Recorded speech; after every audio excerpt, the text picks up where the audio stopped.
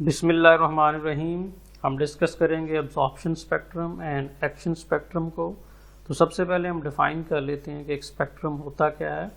अगर स्पेक्ट्रम को डिफ़ाइन करें तो हम कहते हैं this is the range of different colours which is produced when light passes through a glass prism और through a drop of water. तो जैसे ही बेसिकली प्रिज्म या वाटर से लाइट गुजरती है तो डिफरेंट वेवलेंथ के अंदर वो ब्रेक हो जाती है, डिफरेंट कलर्स के अंदर ब्रेक हो जाती है। जैसे कि हमारे पास जो रेनबो है जो 7 कलर बना रही होती है तो वो बेसिकली विजिबल लाइट का एक स्पेक्ट्रम दे रही होती है। तो अगर हम फोटोसिंथेसिस के लिहाज से देखें तो दो तरह के जो स्पेक्ट्रम्स हैं वो बड़ा क्रूशल रोल प्ले करते हैं, उनको हम ज़्यादातर डिस्कस करते हैं। उनमें से पहला जो है वो है जी अब्जॉर्प्शन स्पेक्ट्रम। तो अब्जॉर्प्शन स्पेक्ट्रम बेसिकली क्या होता है, द प्लॉट और graph shows the set of wavelengths of visible light absorbed by a photosynthetic pigment is known as absorption spectrum।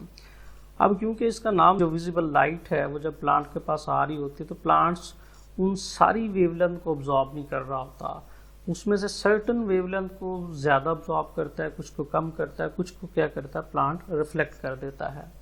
तो अगर इसका हम ग्राफ देखें कि कौन कौन सी जो वेवलेंथ हैं वो प्लांट जो अब्जॉर्ब कर रहा होता है, तो प्लांट्स के अंदर जो पिगमेंट्स पाए जाते हैं वो दो मेजर टाइप्स के हैं। एक क्लोरोफिल है, दूसरा उसमें कैरोटीनाइड्स हैं।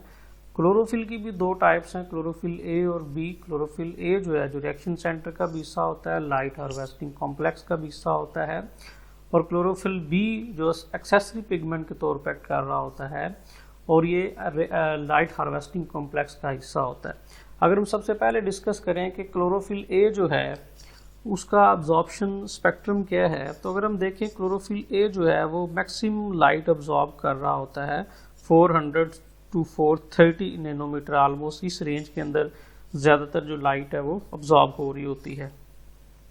अगर हम इसका लास्ट पार्ट देखें तो ये लास्ट रीजन यानी कि जो रेड रीजन है उसको भी अब्जॉर्ब कर रहा होता है। तो क्लोरोफिल ए जो है वो 680 से 720 वेवलेंथ की जो लाइट है ये भी अब्जॉर्ब कर रहा होता है, और ये भी कौन सा रीजन होता है, रेड रीजन होता है। इसी तरह अगर हम क्लोरोफिल बी की बात करें तो क्लोरोफिल बी जहाँ से बेसिकली क्लोरोफिल ए जो इनिशियल सेगमेंट को लीव कर रहा होता है वहाँ से क्लोरोफिल जो है उस सेगमेंट को अब्जॉर्ब करना शुरू कर देता है। अब क्या हुआ है, बेसिकली क्लोरोफिल बी ने क्लोरोफिल ए के अब्जॉर्प्शन स्पेक्ट्रम को इंक्रीज कर दिया, यानी कि ये लाइट अब्जॉर्ब करेगा फ्रॉम 430 और 440 टू 400 नैनोमीटर। तो यहाँ तक अब्जॉर्ब करेगा, उसके बाद इसकी अब्जॉर्प्शन नहीं होगी, और उसके बाद फिर क्लोरोफिल बी जो है वो रेड रीजन से थोड़ा पहले जो है वो लाइट को अब्जॉर्ब करना शुरू कर देता है। जो ज़्यादातर लाइट अब्जॉर्ब हो रही होती हैं वो एक इनिशियल रीजन होता है विजिबल स्पेक्ट्रम का, और एक लास्ट रीजन होता है। और इसी तरह एक्सेसरी पिगमेंट के अंदर जो कैरोटीनॉइड्स होती हैं ये भी अपना रोल प्ले कर रही होती हैं। अब ये किस तरह से करती हैं, अगर हम देखें यहाँ से तो 430 से लेके ऑलमोस्ट 530 तक का जो रीजन है वो कैरोटीनॉइड्स अब्जॉर्ब कर रही होती हैं। और ये कैरोटीनॉइड्स क्या करती हैं, ये भी बेसिकली जो अब्जॉर्प्शन स्पेक्ट्रम होता है, जो अब्जॉर्प्शन कैपेसिटी होती है प्लांट्स की विजिबल लाइट को अब्जॉर्ब करने इसको इंक्रीज कर रहे होते हैं। तो ये वेवलेंथ हैं जो प्लांट्स ज़्यादातर अब्जॉर्ब कर रहा होता है। अगर हम देखें तो 430 से लेके ऑलमोस्ट 680 तक जो पिगमेंट्स हैं वो किसी भी लाइट को अब्जॉर्ब नहीं कर रही। तो इसका मतलब ये नहीं है कि ये रीजन फोटोसिंथेसिस के अंदर रोल प्ले नहीं करता।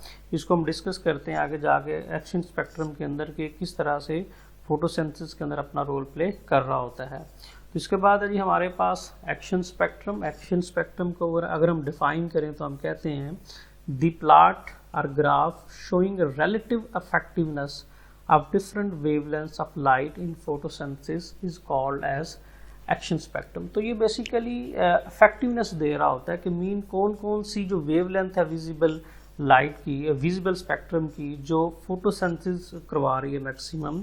तो अगर हम इस ग्राफ को देखें तो ये हमारे पास यहाँ पे 2 पीक जो हैं वो शो हो रही हैं और एक वैली शो हो रही है।